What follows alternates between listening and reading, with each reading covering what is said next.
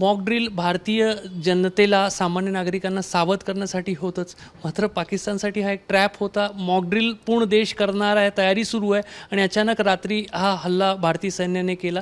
कुठेतरी पाकिस्तानला गफलतमध्ये ठेवण्यात आलं. 100%. कारण जसं मी कुठेतरी आणखीन म्हटलं होतं की दोन गोष्टी ह्याच्यामध्ये सायकोलॉजिकल वॉरफेअर आहे, ह्याच्यामध्ये ॲक्च्युअल ट्रेनिंग आहे. हे दोन्ही झालं.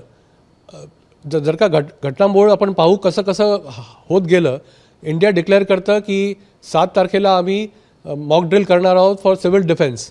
तुम्ही एक नोटीस केलं होतं किंवा केलं असेल, जी लिस्ट सर्क्युलेट होत होती, जर का आपण ती बारकाईने पाहिली तर ती मार्च 2010ची लिस्ट होती.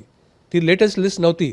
पण सगळ्यांनी कोणीही हे पाहिलं नाही आणि सगळ्यांनी त्याच्यावर विश्वास केला की हो, या 244 सेंटर्समध्ये ही मॉक ड्रिल होणार आहे.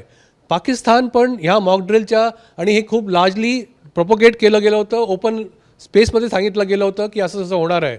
पाकिस्तानला वाटलं की 7 तारखेला जर का मॉक ड्रिल होईल तर त्याचा आम्ही जसं त्याला डी डे म्हणतो, डी डे भारताचा 9 किंवा 10 मे असेल.